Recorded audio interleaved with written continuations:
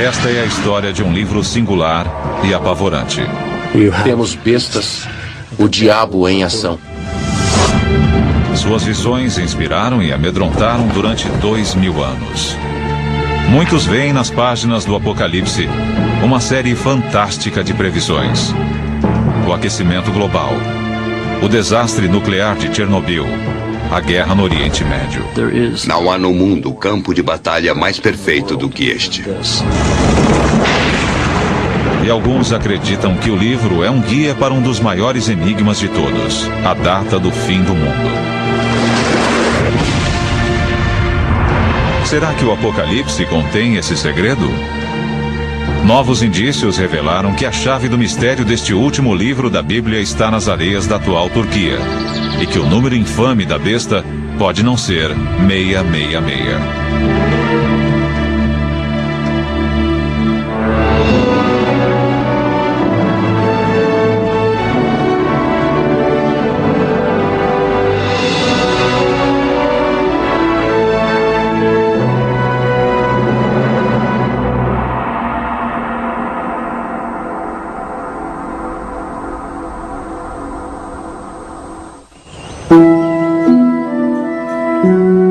Para entender o Apocalipse, precisamos saber quem o escreveu e onde. Aproximadamente 60 anos após a morte de Jesus, uma coleção de pergaminhos foi entregue à pequena comunidade cristã em Éfeso, na Ásia Menor, atual Turquia.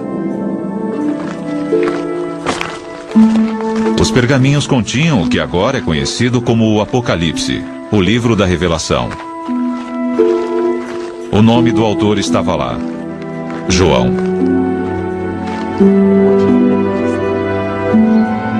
Segundo a tradição, foi o discípulo João, pescador e filho de Zebedeu, autor do Evangelho de João, quem cuidou de Maria, mãe de Jesus, após a crucificação de seu filho.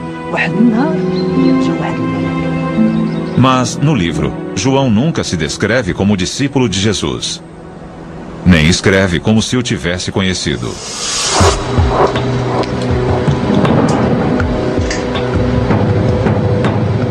Agora, novos métodos científicos podem ajudar a solucionar a questão sobre quem foi o verdadeiro autor. Sir Anthony Kenny é um perito de destaque em estilometria, que analisa as técnicas da escrita. O que mais caracteriza os autores não são aquelas palavras especiais consideradas favoritas, mas a frequência com que usam palavras muito comuns. Duas dessas palavras comuns examinadas por Sir Anthony foram de, um termo similar a mas, e kai, que significa e. O termo e é 2 vezes mais frequente no Apocalipse, assim como em qualquer outro livro do Novo Testamento. Enquanto o Evangelho de João não o aprecia muito, sendo usado menos que a média. Por outro lado, o termo grego de, que é muito frequente em qualquer outro texto grego que já conheci, ocorre apenas 7 vezes em todo o livro da Revelação. Sir Anthony fez 99 testes similares aos do Apocalipse no Evangelho de João. Seus resultados foram conclusivos. Usando uma simples técnica de estatística, consegui reunir esses 99 testes de uma forma em que pude discriminar os textos. E, no final, eu vi que o 4º Evangelho e o Apocalipse eram coisas distintas.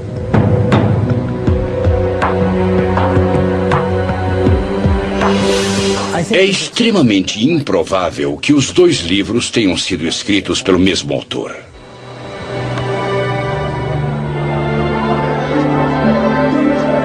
Sendo assim, tudo indica que João, o discípulo, não escreveu o Apocalipse. Greg Carey, perito no assunto, acredita que haja outras pistas no livro que indiquem o seu autor. João se dirige ao seu público de um modo direto. Ele diz: eu, João, seu irmão, como se fosse alguém que os conhecesse e que eles reconheceriam. O Apocalipse começa com uma série de 7 epístolas para igrejas localizadas na Ásia Menor ou no sudoeste da Turquia. Cada epístola é dirigida a uma única igreja, parabenizando-a por suas virtudes ou admoestando-a por suas falhas. Então, conclui-se que João conhecia essas igrejas e havia estado presente nelas. Há uma outra indicação de que João estava escrevendo a uma congregação.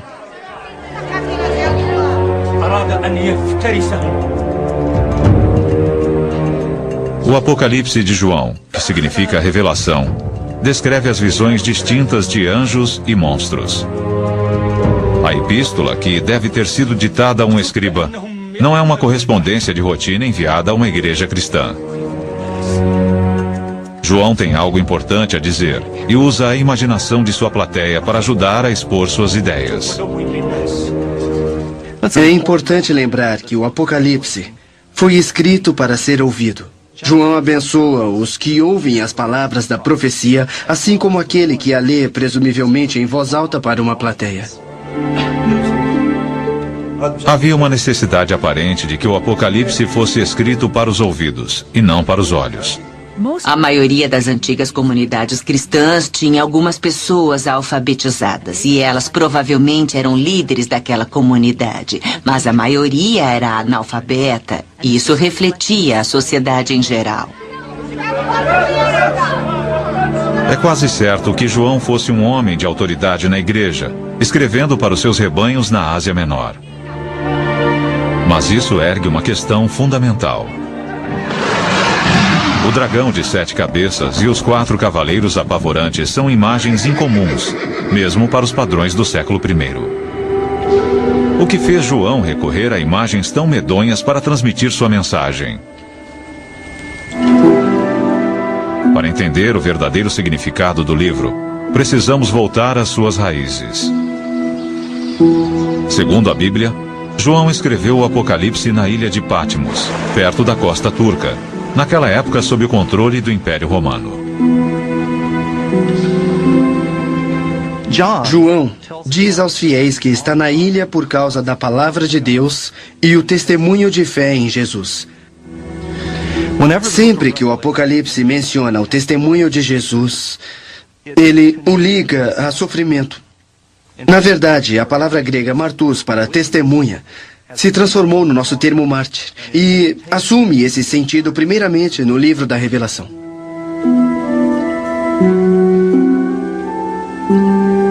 Se João estava sofrendo em Patmos, seria ele um prisioneiro dos romanos? Ian Boxall é perito sobre o autor do Apocalipse. Esta é a caverna onde, segundo a tradição, João tem suas visões. Aqui neste lugar é onde ele tradicionalmente apoiava a cabeça. E como não era muito ágil, segurava nisto aqui para se erguer. João, segundo todas as tradições, está aqui como exilado. Elas diferem precisamente quanto ao porquê de ele estar aqui, sobre quem o exilou, mas todas elas concordam que ele estava aqui em virtude de sua crença cristã. Embora não haja nenhum indício arqueológico de uma prisão romana, a localização da ilha sugere que servia a um propósito militar. Patmos pode ter sido uma de uma série de ilhas-fortalezas que defendiam um importante porto marítimo de Mileto, a 65 quilômetros dali no continente. Era um lugar ideal para confinar exilados.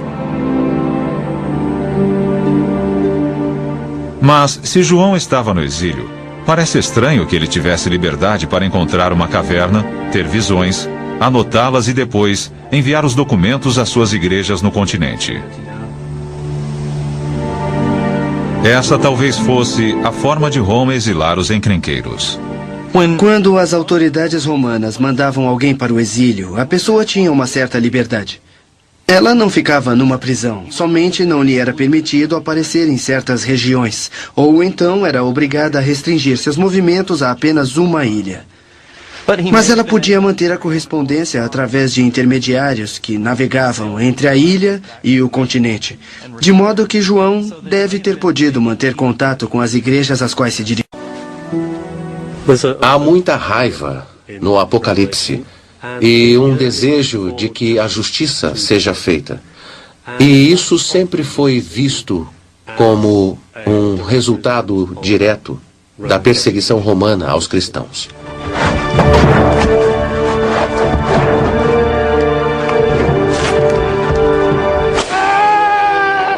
Diante disso, João tinha toda a razão de estar revoltado. O fato é que no século I, as autoridades romanas perseguiam sistematicamente os cristãos por todo o império. Acredita-se que a violência começou cerca de 20 anos antes de o Apocalipse ser escrito sob o reinado do imperador Nero, em 64 d.C. Segundo a tradição, Nero culpava os cristãos pelo incêndio trágico e catastrófico que devastou a cidade naquele ano. Alguns cristãos foram crucificados. Ele usou seus corpos como tochas para iluminar os caminhos até a cidade. Foi uma experiência tão devastadora que as lembranças de Nero marcaram as primeiras comunidades cristãs. A maioria dos acadêmicos concorda que Nero realmente perseguiu os cristãos. Mas o Apocalipse provavelmente não foi escrito sob Nero. Foi datado por volta de 90 d.C., no reinado do imperador Domiciano. Indícios no próprio livro parecem indicar que Domiciano era bem menos brutal que Nero. Se o Apocalipse tivesse sido motivado pela perseguição à comunidade de João, era de se esperar que ele citasse uma série de mártires pelo nome.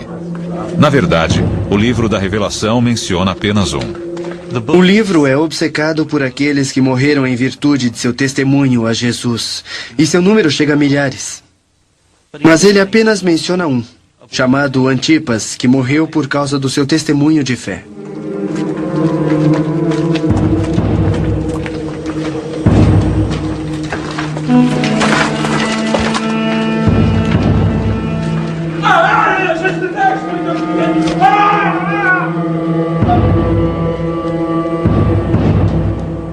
Embora João mencione a morte do mártir Antipas, agora há indícios de que o imperador Domiciano talvez não tenha o sangue de tantos cristãos em suas mãos. Historiadores recentes começam a questionar se Domiciano realmente perseguiu os cristãos e se ele foi de fato um tirano, segundo os relatos de antigos historiadores. Não existem muitas provas quando se começa a investigar esse aspecto.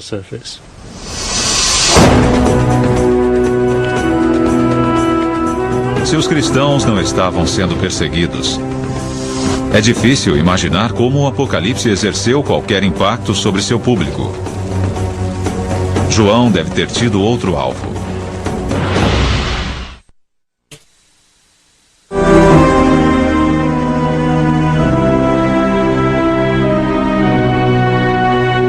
Estas ruínas do século II contêm uma pista vital sobre os motivos que fizeram João escrever o Apocalipse e quanto ao livro realmente conter a chave para o fim do mundo. A antiga cidade de Pérgamo situa-se 320 quilômetros ao norte de Éfeso, na atual Turquia, e foi um importante centro político e religioso na província romana da Ásia Menor. Também abrigava uma das novas comunidades cristãs que primeiro recebeu o livro da Revelação. Mas Dan Showalter, perito em arqueologia bíblica, acredita que os templos pagãos de Pérgamo oferecem melhores indícios sobre o que afligia João. Os restos parcialmente reconstruídos nos dão uma boa ideia de como a edificação devia ser impressionante. Mas era no pátio em volta do templo que a maior parte da atividade acontecia. Havia sacrifícios num altar em frente ao templo. As pessoas se reuniam, cantavam canções, ofereciam preces e votos. Depois, quando a cerimônia acabava, elas talvez levassem para casa um pouco de carne para complementar a dieta.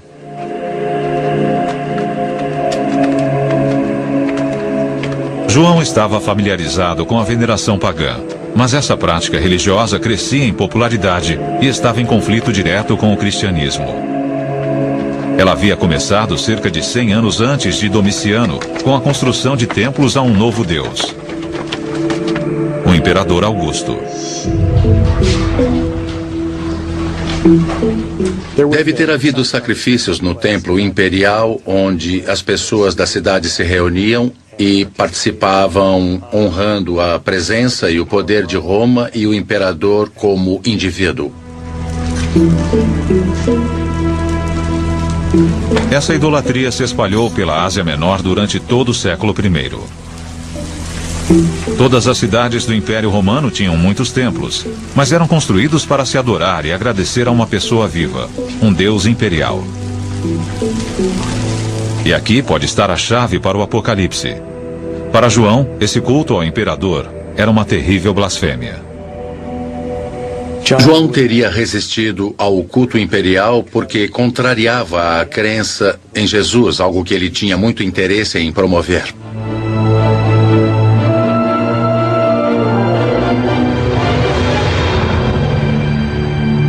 Mas o indício mais evidente de que o império, especialmente o culto imperial, era o alvo de João, vem de uma de suas visões mais apavorantes. Uma besta terrível que declara guerra ao povo de Deus. A besta, ele escreve, exige veneração. E isso fornece a primeira pista quanto ao que isso realmente representa. A adoração aos deuses imperiais havia se tornado extremamente popular, a ponto de as pessoas que não participassem serem consideradas como pessoas desleais. Nessa estranha visão, a besta não tinha uma cabeça, mas 7. Na época de João, 7 imperadores haviam governado o império. João nos diz que são 7 reis ou soberanos.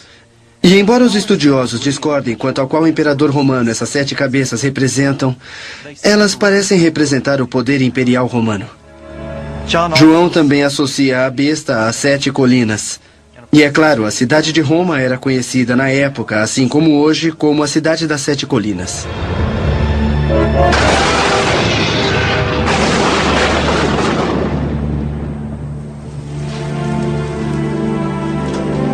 Para muitos acadêmicos, essas referências ambíguas, mas repetidas à besta, mostram que o alvo de João não é a perseguição romana, mas o paganismo do culto imperial. Porém, a história toda não acaba aí. O público de João, como cristãos fiéis, teria compartilhado de suas visões e, portanto, não haveria necessidade de escrever a tal carta. Porém, uma olhada mais detalhada no texto do Apocalipse revela por que João achou que seria tão importante difundir sua mensagem. Parece que ele ficou alarmado com o comportamento de alguns membros de seu rebanho. Uma dessas igrejas se encontrava em outra parte do Império Romano. Ao sul de Pérgamo ficava a antiga cidade de Éfeso.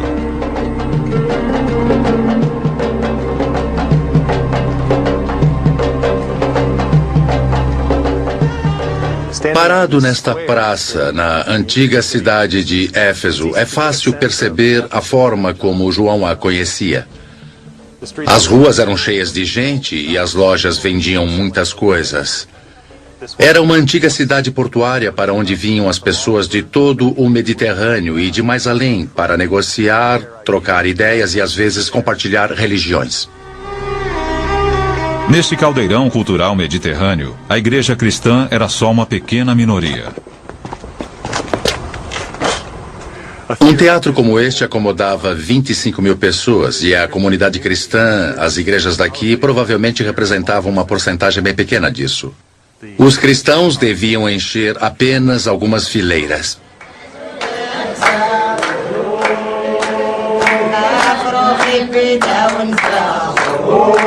A pressão sobre essas comunidades era grande, especialmente num próspero centro pagão como Éfeso.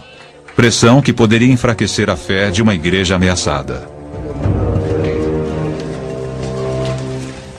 Seus vizinhos estavam continuamente celebrando os vários deuses que eram populares na região, assim como os deuses imperiais de Roma e às vezes até o próprio imperador.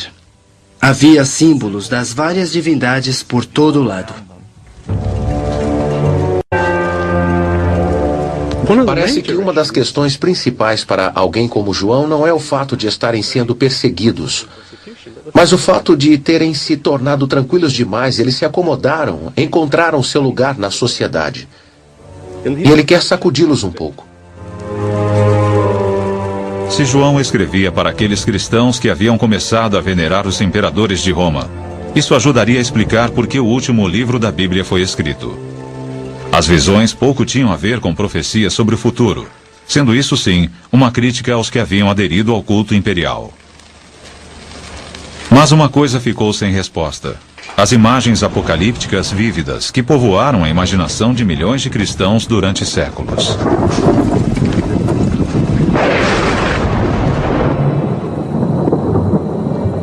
Que significado essas visões poderiam ter para as igrejas de João? Talvez pouco tivessem a ver com o culto do imperador divino, e tudo a ver com as visões de um futuro aterrorizante.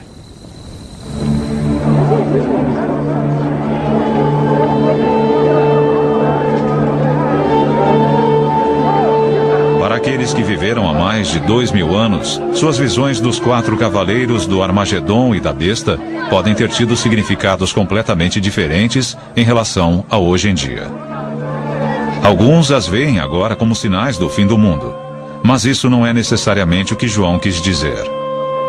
A palavra apocalíptico tinha uma ênfase diferente na época. Muitas pessoas, ao ouvirem o termo apocalíptico, pensam sobre o fim do mundo. Mas isso é apenas parte dessa grande tradição. Na verdade, houve outros apocalipses ou revelações escritas nos 200 anos anteriores. A característica fundamental da literatura apocalíptica é que ela alega revelar diretamente o desejo de Deus. É uma mensagem a qual nenhum mortal comum teria acesso. Não passam de histórias.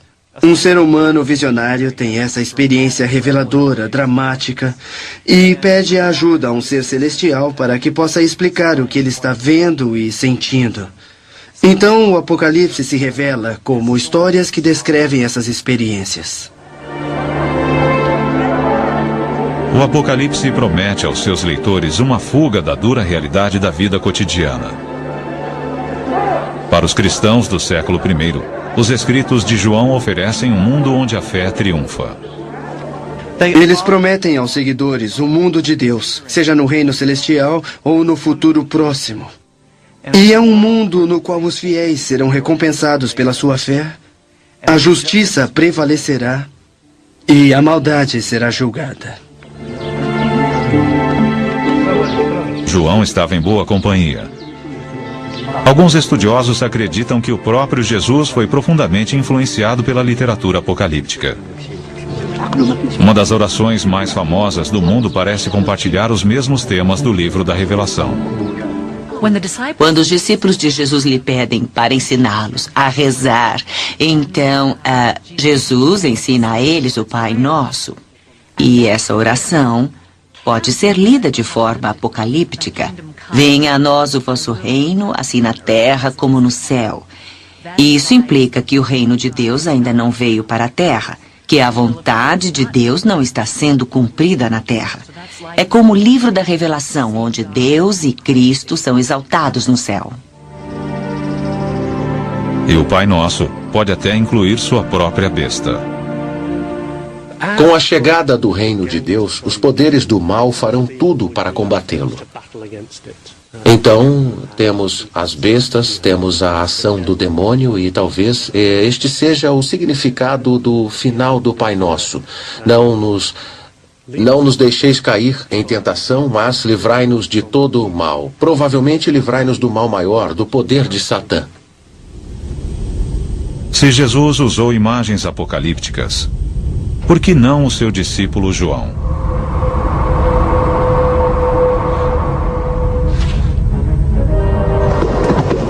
Talvez essa tradição de escrita apocalíptica tenha ajudado a decifrar algumas das visões de João, como os infames 4 cavaleiros do Apocalipse.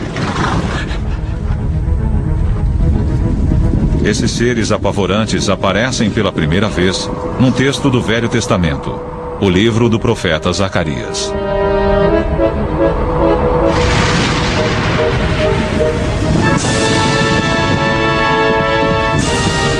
Mas João não apenas copiou essas imagens. Seu talento foi atualizá-las para o século I. Em Zacarias, cada cavalo está ligado a uma determinada cor. João aproveita essa ideia, mas lhe dá uma nova conotação. Seu público, no século I, provavelmente teria entendido o significado das cores. Ian Boxall acha que pode desvendar o código de João. João parece tornar o significado das cores mais explícito. Temos um cavalo vermelho. Vermelho é a cor do sangue e, segundo a tradição, a cor daquela luxúria idólatra que deu a Roma sua dominância, mas às custas de muito sangue derramado. O cavaleiro sobre o cavalo negro parece simbolizar a fome e o desastre, o resultado da guerra.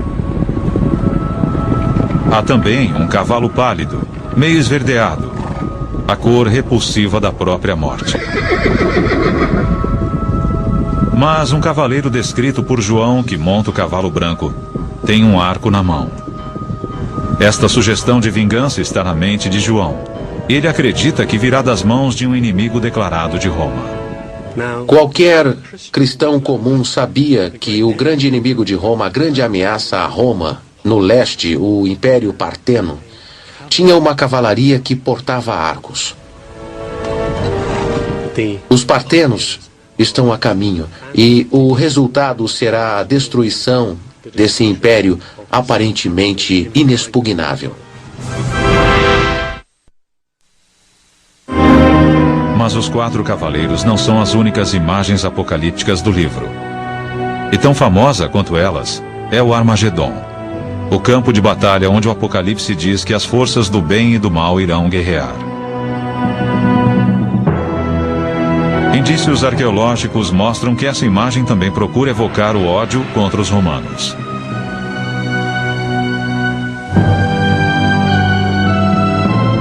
Esta é Megido, no Vale Jezreel, atual Israel. Os arqueólogos acreditam que seu nome contém uma pista sobre o local do Armagedon. Em hebraico, Megido era na verdade Har Megido, a montanha de Megido. Daí temos Har Megido, Har Magedon e Armagedon. E realmente em algumas das antigas versões do Novo Testamento, escritas em grego, Armagedon tem o som aspirado no início, que significa que era pronunciada com H. Originalmente era Har Magedon, e é muito fácil passar de Har Megido para Har Magedon. Este local tranquilo parece improvável para João escolher como o lugar da batalha do fim do mundo. Mas, na verdade, é inteiramente adequado. O Vale de Jezreel era o local mais sangrento da Palestina que João conhecia. Na época em que ele escreve, no século I depois de Cristo, já havia ocorrido 12 ou 13 batalhas em Megido ou no próprio Vale Jezreel. Napoleão supostamente teria dito: não há no mundo lugar mais perfeito para uma batalha que este.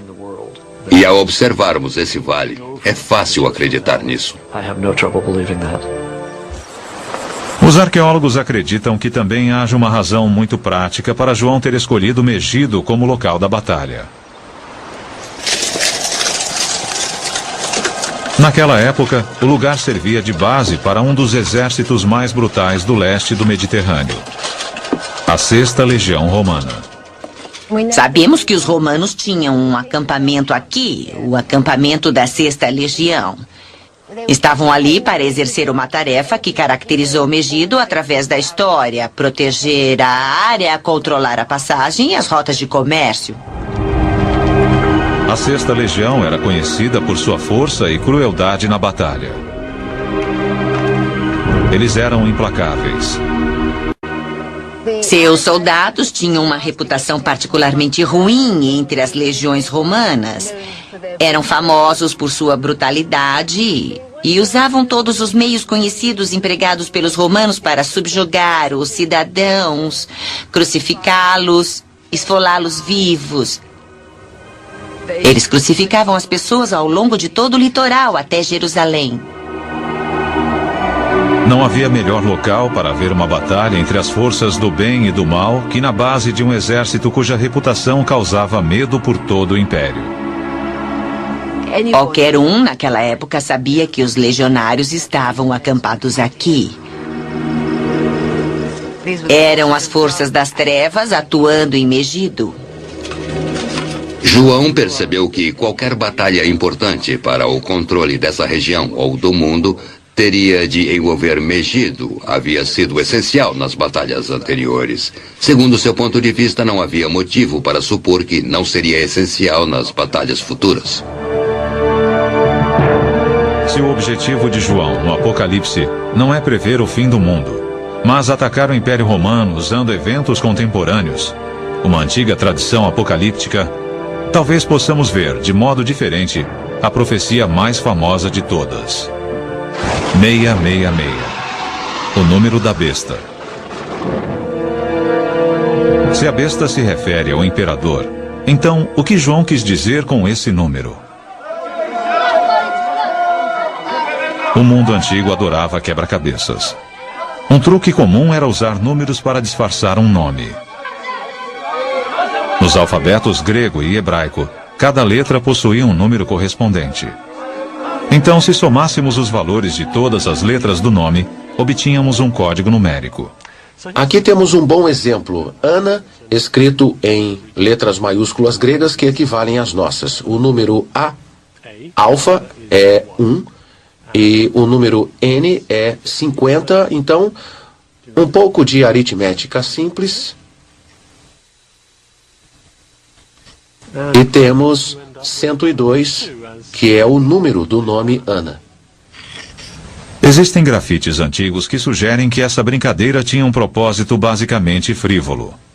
Há um exemplo bem interessante achado numa parede de Pompeia que dizia: amo a garota cujo número é 545. Ela sabia que seu número era 545. Outros talvez precisassem fazer alguns cálculos para descobrir quem era ela. Mas para João, essa brincadeira é séria. Ele nos dá o quebra-cabeça ao contrário. Ele dá o número e convida seus seguidores a descobrir o nome. Ele escreve no Apocalipse: aquele que tem discernimento vai calcular o número da besta, pois é um número humano. Seu número é 666. Para os historiadores, a resposta parece óbvia. A melhor explicação é que João está pensando no imperador Nero. Se escrevermos o nome Nero César usando o alfabeto hebraico, temos o seguinte: 50, 200, 6, 50, 100, 60 e 200, que após uma rápida aritmética nos dá o número de Nero César. 666 parece ser um antigo código que liga o imperador Nero ao número da besta. Mas uma coleção de documentos recentemente decifrados lançou dúvida quanto ao número 666 ser realmente o número da besta.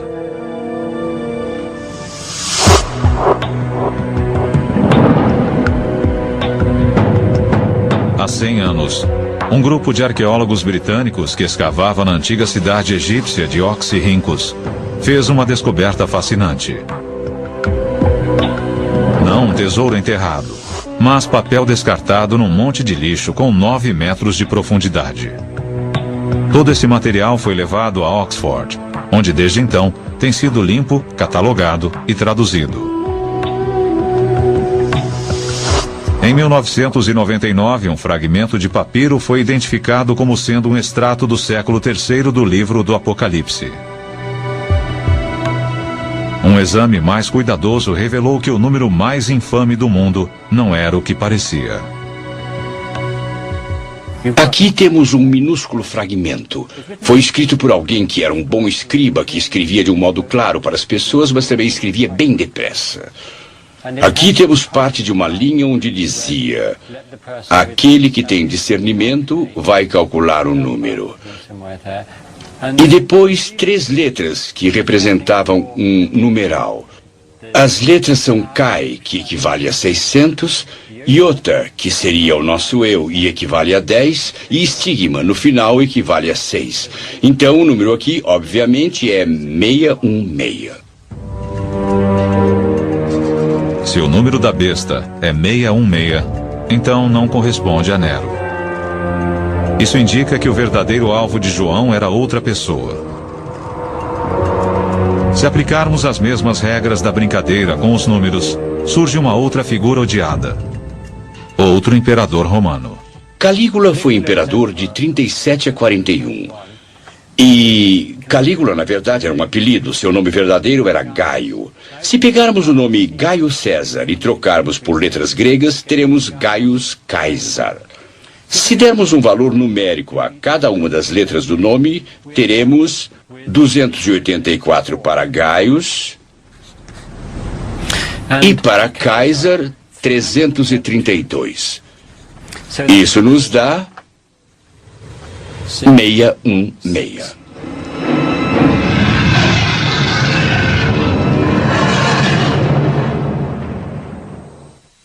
A razão pela qual João veria Calígula como a besta reside na decisão controversa tomada pelo imperador durante seu curto reinado. Calígula ordenou que sua estátua fosse colocada no Templo de Jerusalém. Isso era uma blasfêmia para os judeus, porque o templo era dedicado à veneração de seu Deus verdadeiro. É bem possível que isso continuasse a ser inaceitável aos antigos cristãos que tinham uma forte lembrança do gesto de um imperador romano que defendia tudo aquilo que eles achavam inconcebível no poder imperial.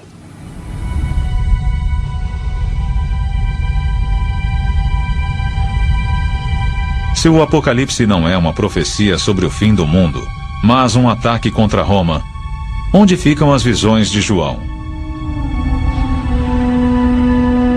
Poucos estudiosos negam que ele tivesse visões. Na verdade, as experiências visionárias são tão comuns em outros credos que, no caso de João, elas podem ter servido para inspirar seu rebanho. A visão de João se encaixava dentro da tradição cristã, mas parece ter várias características equivalentes às dos xamãs de outras culturas. Um xamã é alguém que pode entrar em transe controlado, que é capaz de se deslocar a outros mundos, outros reinos, para receber uma mensagem e depois retornar e transmitir essa mensagem ou curar alguém. E João, assim como os xamãs de muitas culturas, tem uma mensagem que ele comunica aos outros. Não é uma coisa só para ele, é uma mensagem para a comunidade. Ele está ali para curar sua comunidade, para apoiá-la, encorajá-la e, às vezes, corrigi-la.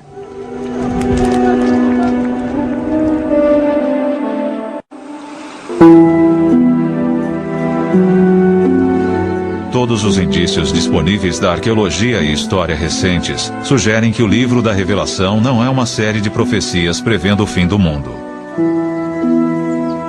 Ao contrário, é uma mensagem urgente para uma plateia do século I, sob o risco de ser seduzida pelo culto imperial romano. Em vez de vermos João nessa ilha, contemplando o futuro sombrio e distante, assim como um clarividente contempla uma bola de cristal, talvez devêssemos vê-lo sentado na ilha, contemplando o mar.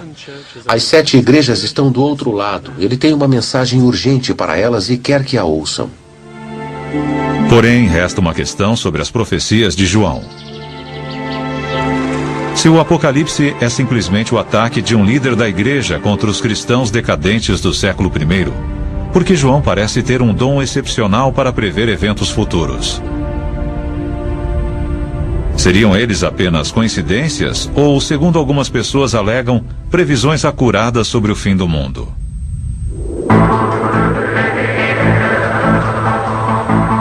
Sua lista de previsões é impressionante. O Apocalipse fala sobre dramáticas mudanças climáticas, a evaporação dos mares, o calor insuportável. Nos últimos anos, os cientistas têm nos alertado com uma urgência crescente sobre o aquecimento global, o efeito estufa e a possibilidade de aumento nos níveis de câncer de pele e os efeitos do aquecimento global sobre os sistemas hídricos do mundo. Outra previsão fala sobre o esgotamento do rio Eufrates para dar passagem aos exércitos do Reino do Leste, composto de 200 milhões de soldados. Nos últimos anos, houve uma série de propostas para construir represas no rio Eufrates. Uma delas se chama Ataturk. Na época em que os americanos e outros povos estavam muito preocupados com o comunismo chinês, foram feitos estudos sobre o tamanho do poderio militar chinês e algumas estimativas chegaram a 200 milhões de homens. Isso foi considerado como outro exemplo de uma profecia extraordinariamente precisa que se cumpria. Talvez a mais apavorante de todas seja a que fala de uma grande estrela chamada Absinto, que cai do céu sobre os rios, deixando-os amargos e matando muitas pessoas. Em Chernobyl, na Ucrânia, em 1986, houve um desastre nuclear considerado o pior da história mundial. A usina derreteu, uma onda de radioatividade se espalhou sobre a área e os moradores locais morreram ou foram gravemente afetados. Na Ucrânia, a palavra Chernobyl significa absinto. Para muitas pessoas, isso evidencia o dom de João de fazer profecias precisas. Se você acredita que as profecias sejam de fato enviadas por Deus e que elas descrevem eventos futuros, se pudermos interpretá-las corretamente, então todos os eventos que acontecem no mundo assumem um significado espiritual particular. Mas para alguns estudiosos, os indícios da história contradizem a ideia de que João tivesse um dom para a profecia. Durante mais de 2000 anos, o Apocalipse tem sido usado para estabelecer uma época para o que alguns veem como a profecia máxima de João, a data do fim do mundo. Isso ainda não ficou claro. Através dos séculos, houve exemplos quase intermináveis de pessoas que achavam que podiam identificar a data precisa em que o fim chegaria.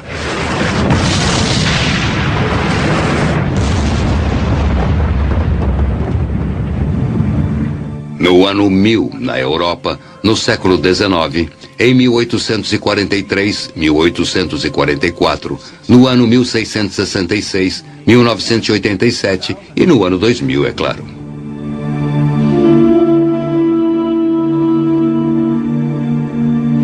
Muitos estudiosos acreditam que as profecias de João não visavam o leitor do século XXI, mas a igreja do século I. Ele diz àquela audiência que o que ele está narrando são coisas que vão acontecer em breve. Essa alegação ocorre logo no começo do livro, no primeiro verso, e também no último capítulo. Ele acreditava estar vivendo nos momentos decisivos da história. João ficaria surpreso se soubesse que estamos discutindo seu livro agora.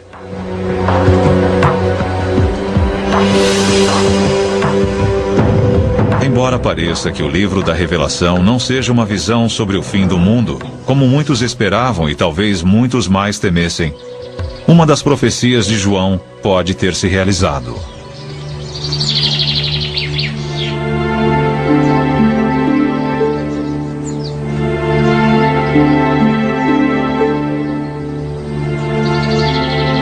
Nas ruínas de Éfeso foram descobertas estátuas destruídas, estátuas do imperador Augusto e sua esposa Lívia. Elas foram vandalizadas. O deus imperial pagão foi marcado com o sinal da cruz. Uma das previsões de João havia definitivamente se realizado. Um acontecimento que mudou o mundo para sempre. No início do século IV, o imperador Constantino decide que essa política de tentar erradicar a igreja não ia funcionar e declara então o cristianismo religião oficial do império. A partir daí, a igreja continua a crescer e a se desenvolver até que, por volta do final do século IV, ela se torna a força dominante dentro do império. A visão de João de que o Império Romano cairia, a besta seria derrotada e a Igreja de Deus triunfaria, realmente se concretizou. A visão fornecida pelo autor do Apocalipse sobre a queda de Roma, a destruição de todas as edificações gloriosas das quais ainda restam indícios atualmente, é, de certa forma, a consumação do que João esperava que acontecesse.